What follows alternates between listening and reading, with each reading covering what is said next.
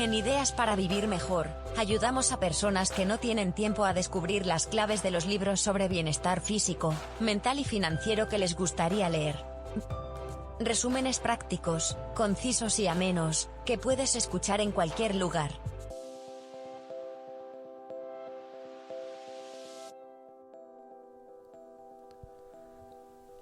Hola a todos y bienvenidos a Ideas para Vivir Mejor.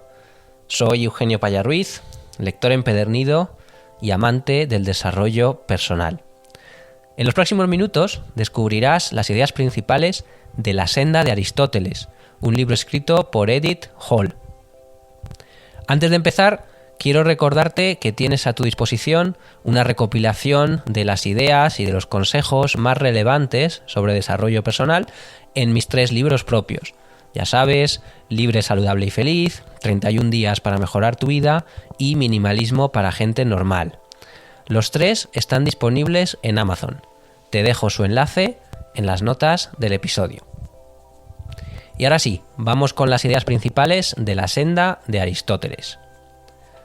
A primera vista, la antigua Grecia y nuestros días no parecen tener demasiado en común.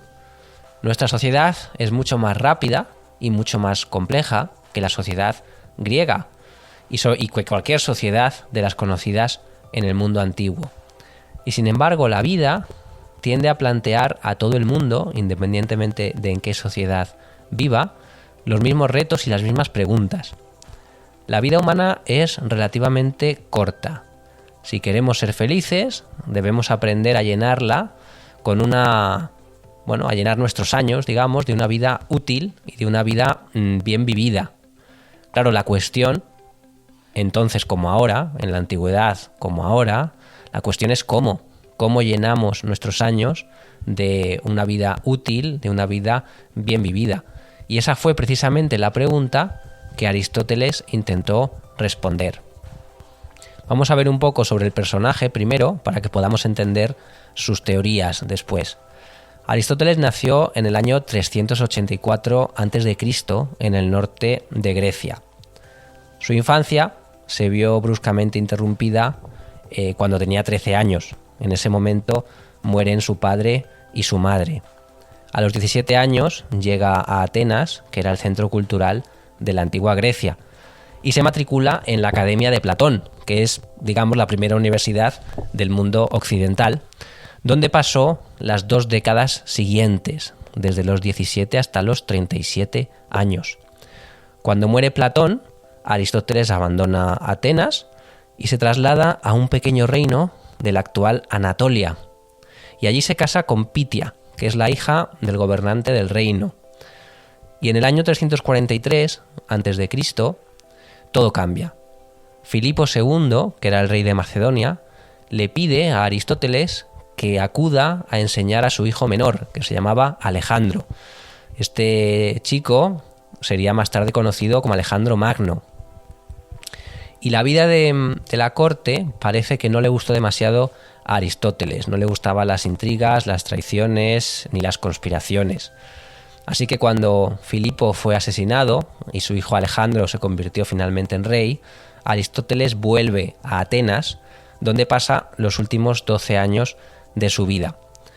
Y esos últimos 12 años de su vida es un periodo extraordinariamente productivo para él. De hecho, todas las obras por las que se le recuerda, y bueno, por no mencionar los ciento y pico textos que se han perdido, fueron escritos durante este periodo dorado.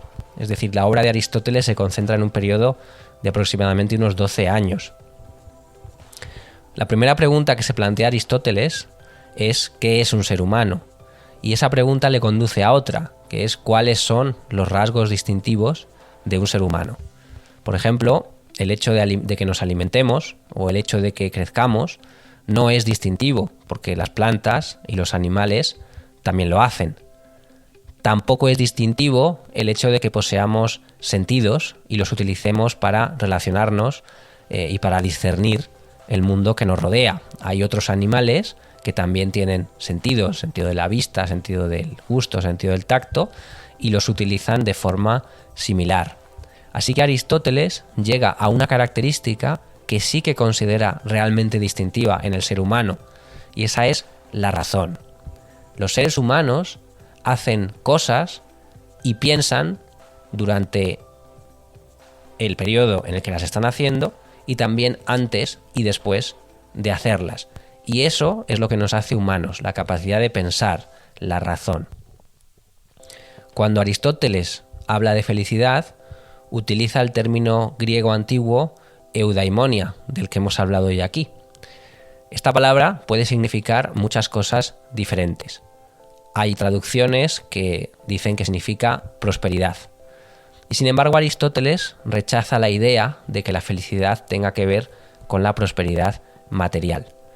En su elaboración de esta idea, cita a Demócrito, que es un filósofo griego anterior a él, que dijo que la felicidad del alma no puede comprarse con oro. Aristóteles llega a la conclusión de que la felicidad es una actividad, es algo que se hace. Pero ¿cómo se hace la felicidad? ¿Cómo se crea?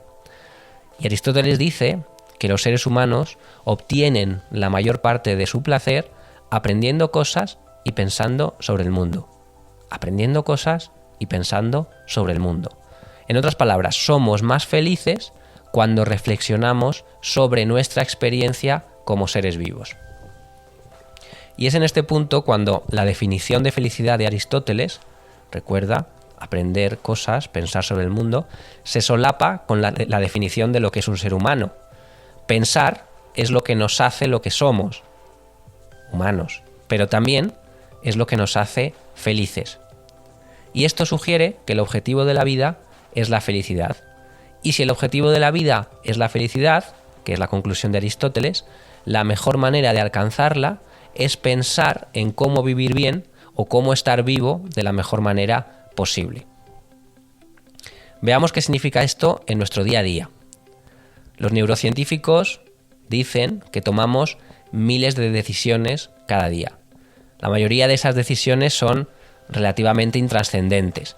¿Qué vamos a cenar? ¿Qué vamos a ver en Netflix? ¿Qué vamos a hacer mañana? Son decisiones que requieren poca reflexión. Hay otras que sí que son más importantes. Sentar la cabeza, tener hijos, divorciarse, casarse. Son cosas que marcan el curso de nuestras vidas y por lo tanto determinan nuestra felicidad. Y estas decisiones sí que requieren una reflexión cuidadosa. Aristóteles creía que tomar buenas decisiones es fundamental para vivir una buena vida. Así que de sus obras es posible extraer una fórmula para aplicar una deliberación eficaz antes de tomar estas decisiones trascendentes. Esa fórmula consiste en 3 reglas que debemos aplicar a todas las decisiones importantes. La primera es no deliberar con precipitación, no precipitarse. La impulsividad no tiene cabida en la deliberación. Por eso, los antiguos griegos se aconsejaban unos a otros deliberar por la noche, que es básicamente lo mismo que decimos a los demás cuando les aconsejamos que lo consulten con la almohada. Primera regla. La segunda regla es verificar toda la información. Es decir, antes de actuar, antes de tomar una decisión, debes intentar verificar que las premisas de las que partes, que la información con la que cuentas es verdadera. Y la tercera regla es consultar con expertos. Como dice Aristóteles, si no eres un experto en una materia determinada, no tomes tú la decisión. Busca o tómala tú, pero después de consultar con alguien que sí que sea experto. Una de las obras más influyentes de Aristóteles es el estudio de la retórica. La retórica es el arte de hablar de forma persuasiva. Esta es una habilidad que ha sido muy admirada por los griegos durante siglos, pero que en la época de Aristóteles se había ganado una reputación no demasiado buena. En el pasado, se decía, la retórica ha sido una actividad noble, pero ahora era una herramienta de políticos sin escrúpulos empeñados en engañar a los ciudadanos. Por eso, Platón, que ya hemos dicho que era el maestro de Aristóteles, distinguía entre los filósofos que persiguen la verdad y los sofistas. Los sofistas eran esos manipuladores a los que solamente interesaba influir en la opinión pública. Aristóteles no quiso abandonar la retórica, quiso ayudar a la gente a detectar los trucos que utilizaban los sofistas para manipularles. Las formas más simples, pero también más importantes de argumentar, son las afirmaciones o premisas. Cuando combinas dos premisas, puedes deducir una tercera afirmación, que es la conclusión o la verdad. Este tipo de argumento se llama silogismo, que significa, por cierto, inferencia en griego. Por ejemplo, premisa 1, todos los filósofos son humanos. Premisa 2, Aristóteles es filósofo. Conclusión o verdad, Aristóteles es un ser humano. Si ambas premisas son ciertas, la conclusión también es cierta. Pero aquí es donde entran los sofistas, los oradores de talento, que engañan al público introduciendo premisas erróneas. Y cuando esa premisa errónea pasa desapercibida, la gente se deja llevar, la gente es arrastrada a conclusiones que aparentemente son irrefutables, pero que son falsas. Vamos a ver un ejemplo. Por ejemplo, si yo digo premisa 1, Pedro va al psicólogo, premisa 2, la gente que va al psicólogo es porque tiene algún problema o la gente que va al psicólogo es psicológicamente inadecuada, y de ahí extraigo la conclusión de que Pedro es psicológicamente inadecuado, pues esto es una manipulación. Lo que pasa es que una vez que has establecido una primera premisa indiscutible, Pedro va al psicólogo, indiscutible, es mucho más probable que el oyente acepte la segunda premisa. La gente que va al psicólogo es psicológicamente inadecuada. Por eso, los sofistas, los manipuladores, lo que hacen es esconder su falacia, la debilidad de su argumento en la segunda premisa. Dan una primera premisa correcta, una segunda premisa falaz, y de la combinación de esas dos sacan una conclusión que no es cierta. Aristóteles sostiene que la retórica tiene tres objetivos. El primero es persuadir a un auditorio para que acepte un relato del pasado, que es el tipo de retórica que se utiliza, por ejemplo, en los tribunales. El segundo es celebrar a personas en el presente o a instituciones. Por ejemplo, un discurso de boda en el que se elogia a los recién casados. Y el tercer propósito de la retórica es persuadir a alguien para que haga algo en el futuro. Y es este tipo de retórica, dice Aristóteles, el que puede cambiar el curso de la historia. Y por eso la asocia con grandes oradores, como por ejemplo el estadista y general del siglo V, Pericles, que es el cerebro de la Edad de Oro de la ciudad de Atenas. La situación en la que la retórica tiene mayores consecuencias para tu vida es, por ejemplo, en una entrevista de trabajo o cuando mandas una carta de presentación para un trabajo. En ese momento, tu futuro sustento, incluso parte de tu felicidad, dependen de cómo seas capaz de comunicar, de cómo seas capaz de transmitir lo que quieres transmitir. Y aquí Aristóteles también nos da consejos. Aristóteles ha escrito muchas cosas, pero pueden desglosarse en un ABC de la retórica persuasiva. La A significa audiencia. Según Aristóteles, la retórica es un asunto emocional, así que para tener éxito debes hacer que los miembros de tu audiencia se sientan bien consigo mismos. Así que averigua todo lo posible sobre el público al que te diriges. Saber a quién te diriges te permite demostrar que has pensado seriamente en ellos, que los respetas y que los admiras. La B significa brevedad, que es una de las reglas cardinales de la retórica. Si quieres persuadir a alguien para que haga algo, menos es más. Según Aristóteles, la persuasión eficaz sobre acciones futuras solamente tiene dos componentes. Primero, lo que quieres que ocurra. Segundo, dar pruebas de por qué es una buena idea. Volviendo al ejemplo de la carta de presentación, debería contener solamente por qué quieres el trabajo y por qué crees que te lo mereces. Y todo lo demás es superfluo. Recuerda la B de brevedad. Y por último, la C de este ABC de la retórica significa claridad, que es la parte más sencilla del consejo de Aristóteles. Si la gente no te entiende, si la gente no entiende tu caso, no vas a conseguir persuadirlas. Así que, claridad. Ya sabes que en la antigua Grecia existían muchas escuelas de pensamiento filosófico. Y sin embargo, a pesar de que discutían mucho entre ellas, muchas de esas escuelas coincidían en que una vida virtuosa, alcanzar la virtud, significaba renunciar a algo.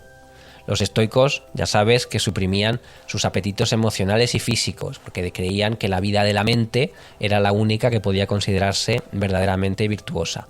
Luego estaban los epicúreos, que renunciaban a su ambición de poder, de fama, de fortuna, para centrarse en una vida tranquila de placeres sencillos. Luego tenías a los cínicos, como Diógenes, que renunciaban a las posesiones materiales y a las convenciones sociales en favor de una pretendida virtud. Pero Aristóteles era diferente. Para Aristóteles la virtud no se trata de renunciar a algo. Su sistema moral no es un alegato a favor de la renuncia, sino un alegato a favor de la moderación. Para Aristóteles la virtud es fruto de la moderación. Vamos a poner un ejemplo, la ira. ¿Es la ira buena o mala? ¿Es una virtud o es un vicio? Pues para Aristóteles depende. Depende de si esa ira está presente en la cantidad correcta. La ira, según él, es esencial para una personalidad sana. Si nunca sientes ira, si nunca reaccionas con fuerza ante la injusticia, es menos probable que hagas lo correcto. Así que, en otras palabras, la ira también puede ser una virtud, pero por supuesto también puede ser un vicio.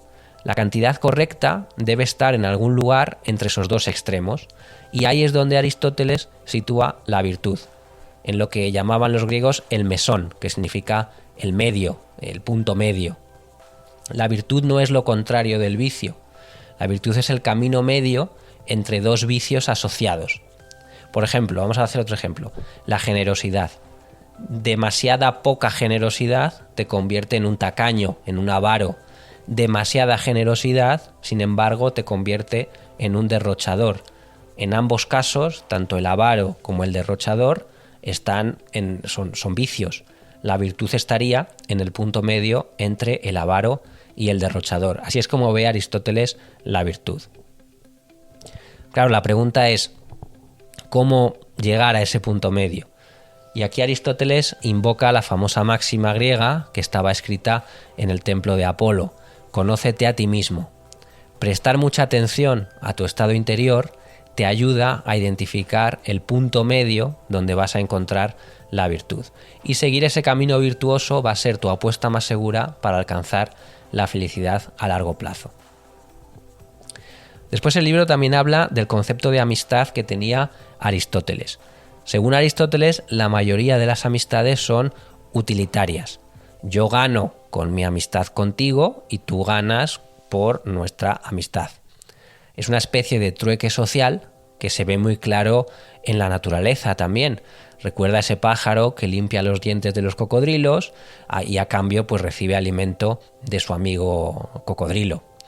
No hay nada malo en este tipo de relaciones, pero sí que tiene límites. Si los traspasas, es muy probable que arruines esa amistad. Por ejemplo, cuando le pides dinero a una persona con la que tienes realmente un trueque social, más que una amistad profunda. Después estarían también, según Aristóteles, las amistades de placer, que es en las que ambas partes obtienen el mismo beneficio de su relación. Por ejemplo, imagínate dos personas que son muy graciosas y les gusta pasar tiempo juntas porque se hacen reír mutuamente. Pero aquí también hay límites. Es bastante improbable que este tipo de amistad después te ayude, por ejemplo, cuando sufras una crisis de salud. Tanto las amistades de utilidad, de las que hemos hablado antes, como las de placer, que son estas últimas, estos dos tipos de amistad se rompen fácilmente en cuanto cambian las circunstancias. Por ejemplo, vamos al ejemplo del trueque social. Si tu vecino se muda a otra ciudad, no vas a seguir cuidando a su perro cuando se vaya de vacaciones. Y él tampoco va a alimentar a tus gatos cuando te vayas tú de vacaciones.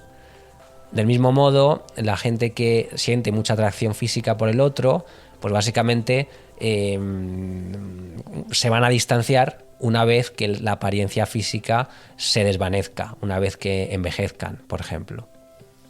Y esto nos lleva, según Aristóteles, a la forma más intensa de amistad, que es el amor. Cuanto más tiempo conoces a alguien y más seguro estás de que es una buena persona y más la valoras, ese tipo de amistad, esa amistad que entra ya en la línea del amor, esa es la amistad que, según Aristóteles, hay que conservar para toda la vida. Así que ya lo sabes, para vivir mejor, aprende el arte de tomar decisiones con paciencia, sin precipitarte. Utiliza la retórica para argumentar bien y no para engañar. Disfruta de los distintos tipos de amistad dentro de sus respectivos límites y, lo que es más importante, abraza la moderación como virtud suprema. Y hasta aquí las ideas principales que he encontrado en La senda de Aristóteles, un libro escrito por Edith Hall. Espero que te haya gustado. Si es así, por favor, echa un vistazo a mis libros, suscríbete al podcast, dale a me gusta y comparte en redes sociales o por WhatsApp con esa persona que quieras que mejore su vida. Y sin más me despido. Muchas gracias como siempre y hasta la próxima.